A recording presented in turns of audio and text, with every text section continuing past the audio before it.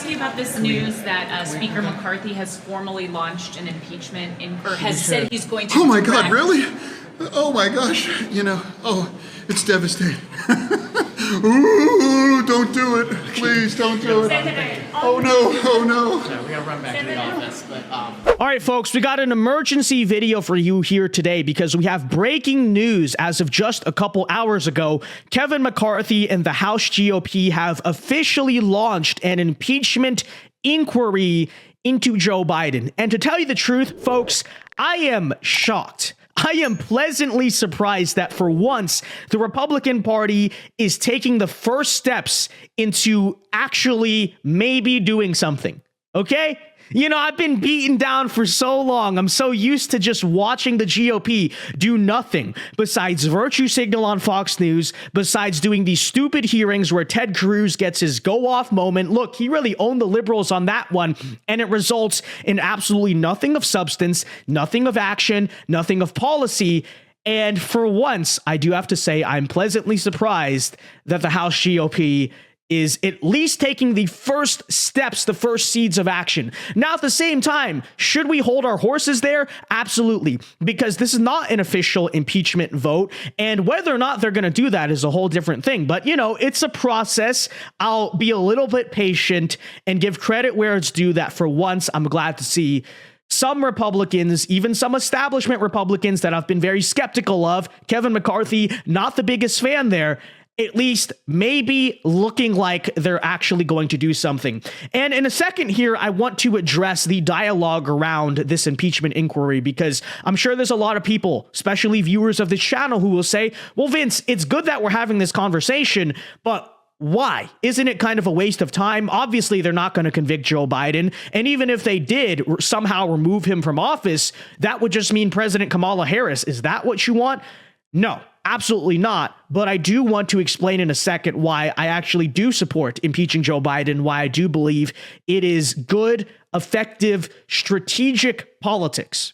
And in a second, I'll address that, like I said. But first, I do want to give you the details, so let us read here from this article. Kevin McCarthy said Tuesday that he is directing a House committee to open an impeachment inquiry into Joe Biden over his family's business dealings, launching historic proceedings ahead of the 2024 election. McCarthy said that the House Oversight Committee's investigation so far has found a, quote, culture of corruption around the Biden family as Republicans probe the business dealings of the president's son Hunter before the Democrat president took office. These are allegations, McCarthy said, of abuse of power, obstruction, and corruption, and they warrant further investigation by the House of Representatives. That's why today I am directing our House committee to open a formal impeachment inquiry into Joe Biden. Now, really quickly, I do want to point out this article calls it launching historic proceedings ahead of the 2024 election. Let me be clear about that. There's nothing historic about them. Because if you'll remember back to 2019, Democrats did the exact same thing at this exact time in 2019. 1 year before the 2020 election, they launched an impeachment inquiry into Donald Trump. And that's actually a big reason why I say this is something you kind of have to do politically to show that, look, the Republican Party is willing to wield power in the reverse. Hence why I do think this is a good thing and this is effective strategic politics. But like I said, we'll talk about that more in a second, okay? Finishing up this article here, the announcement comes as the Republican leader faces mounting pressure from his right flank, right, the more conservative people in the party, to take action against Biden, while he's also struggling to pass legislation needed to avoid a federal government shutdown at the end of the month. Because we could never let that happen, right? The federal government shutting down, oh no, the horror.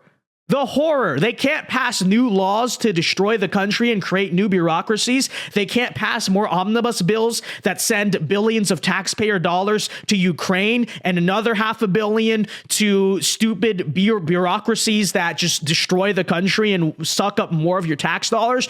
Oh no. How dare the federal government shut down? Folks, the way I see it is we're getting the best of both worlds here, because we are launching a potential impeachment into Joe Biden and also at the same time potentially shutting down the federal government. It's a win-win. As critical as I was of Kevin McCarthy, I'm glad to see this. Kidding aside, folks, let us now address this, because I know most people are going to say this is a waste of time. What actually is the point of doing this? To which I say, to an extent, you are right. You are right.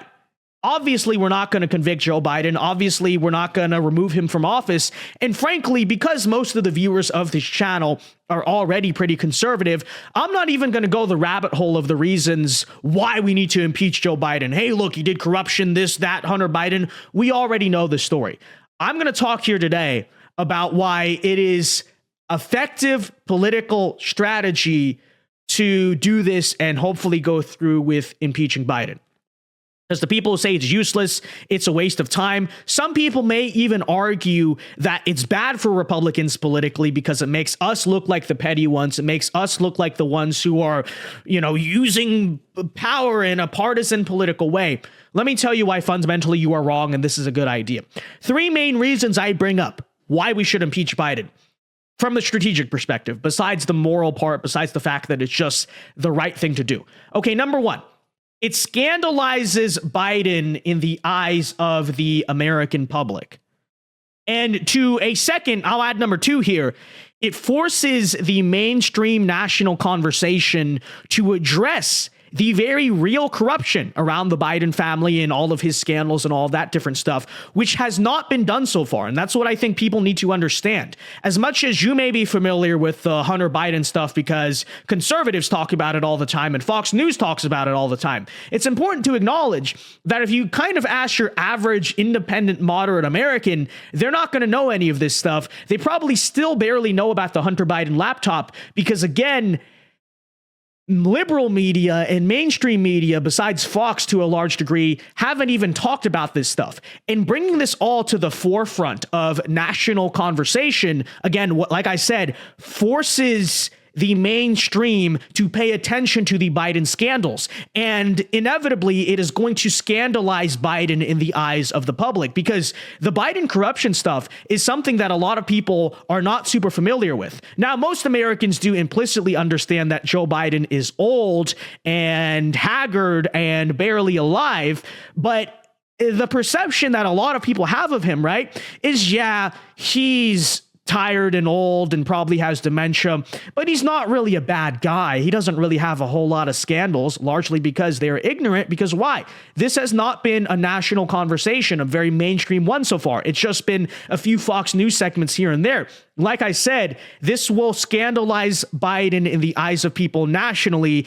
And when you look, again, I'm talking strategic here. We're all conservatives. We all get this. We understand that, there are practical reasons why this is a good thing to do. Going into the 2024 election, believe it or not, I would make the argument that actually helps us a lot because it knocks Biden off of the moral high horse that he's going to argue inevitably against someone like, say, Donald Trump. And this is what he did in 2020, if you'll remember. He said, well, yeah, I'm a tired old man, but I'm a better person. Look at me. I'm clean. Look, Joe Biden, I'm such a great family man. Of course, none of those things were true, but a lot of people didn't realize it because unlike Hillary Clinton in 2016, Joe Biden's history of corruption is not really something that's super known. This will make it known. A national impeachment inquiry and hopefully vote is going to make it impossible for your ordinary person to ignore or not really pay attention to. That is reason number 1 and 2. Reason number 3 is because, like I sort of brought up earlier with what happened in 2020, this is a matter of eye for an eye, right? It at least nominally somewhat shows. Now, don't get me wrong, it's not kind of on the same scale, but at least somewhat demonstrates that Republicans are willing to wield political power in the reverse. Because, of course, that has been our problem for so long, right? Democrats, as you're seeing right now, you saw it with Russia, you saw it with the impeachment stuff, but now you're seeing it especially with these Trump indictments. The Democrats, the establishment, whatever you want to say, is more than willing to use any angle of political power they have to go after their political opponents. A big reason why they do this is because for the longest time, they know that the Republicans are not going to do anything back, right? As much as we say, you're not going to like this when the situation is reversed, the situation has never been reversed because every time that Democrats unjustifiably and unprecedentedly use political power to go after their political opponents. It is a two-tiered system because Republicans never do the same thing in the reverse. So they don't even fear it. This is what people need to understand. When they're indicting Donald Trump right now and people say, well, they're not going to like when this happens back to them. It's not going to happen back to them. And the Democrats currently know that because Republicans never do anything in the reverse. All we do is go on Fox News and virtue signal about it, right? But at the very least, us showing that, hey, in 2019, 2020, you impeached Donald Trump and did this whole thing. In 2023, 2024, we will do the same thing in reverse. At the very least, it sets a minor precedent. I'm not even saying it's on the same level that is of everything that's happening right now, because it's not. But at least it somewhat to a degree communicates that Republicans are indeed willing to have guts and stand up and wield political power that we have back against the other side. That is very important for a number of reasons. It's very important because, A, as I already brought up, it hopefully is the first step maybe towards dissuading Democrats from doing it in the future, which is, hey, they're willing to be just as crazy as us. They're willing to kind of get just as down and dirty as us. So maybe we should be a little bit careful because there actually will be consequences in the reverse. Right? Actually reverse the roles. When you always say for so many years, imagine if the roles were reversed, you have to prove that you're willing to actually reverse the roles. That's number one. Number two, to, a lot of conservatives and stuff out there, people like us who are probably skeptical of the establishment GOP, of even voting Republican ever again, because I do hear that from some conservatives. What's the point of voting Republican? They don't do anything. It also communicates to our base, our side, hey, look, the GOP maybe for once, even though they still have a lot of problems, maybe for once is willing to stand up and fight for us when the other side is being so vicious against us, right? Overall saying we need to be willing to wield political power, and we also need to set the precedent for the future, because future Republicans, when they're faced with the same scenario, hey, look, they're wielding all this political power against us because it's only going to get worse. You think the Trump indictments are bad? I have to imagine it's only going to get worse. Future Republicans have to have some type of precedent, some type of moment to look back on and say, hey, that's the first time we decided we were going to stand up and fight back. And hopefully over time, it blossoms and grows into a much bigger thing where we have a national Republican Party that is willing to fight fire with fire, that is willing to go eye for an eye, and is willing to ultimately do what needs to be done in terms of wielding political power to take back the country and do what's necessary to implement what we want, right? And I know this all sounds kind of Machiavellian. Some people, especially who just want to go back to the days of old, want to go back to the America of old where, we had a lot more respect and unity, and people weren't so constantly obsessed with just winning and beating the other side into submission. I understand that all of this may sound a little bit sociopathic and Machiavellian and all of that, but at the same time, we cannot live in 1982 when it is 2023. Okay, we do not want to be in this point. Nobody wants to be in this point. But we have in this country, and this is what people need to understand, we have a left wing, we have a political establishment, we have a Democrat Party, and a lot of Republicans, don't get me wrong, that have pushed us to this point of the dirty politics of all this stuff. They're not going to stop. The only way to stop them is if we win. And if we do what it takes, what is necessary to win for ourselves. So that's why I say this is all important and why this is just strategically something we have to do. At the same time, the one footnote I will put on this is that if we are going to go through with this as a Republican Party, we do need to be united about it. Okay? We cannot have half of the House GOP saying we don't want to do this, which honestly, they'll probably follow McCarthy. So I think we'll be fine on that front. My big concern is with the Senate, okay? With Mitch McConnell as the minority leader. We cannot impeach Joe Biden and then it goes to the Senate and Mitch McConnell and like half of the Senate Republicans decide, no, I think this is frivolous and political. I'm going to stand on my principles and just not impeach Joe Biden and not vote to convict Joe Biden, I mean. Obviously he's not going to get removed, but at the very least, we need the Republican Party in unison. Because I will concede that would be a bad look. It'd be a bad look for the House GOP to vote to impeach Biden, and then the Senate GOP, Mitch McConnell, and half of the Senate GOP doesn't even fall in sync with the rest of our party. That's not a good look. Don't do that. But I will say, let's have a conversation. Kevin, you need to give a call to Mitch before you go through with this.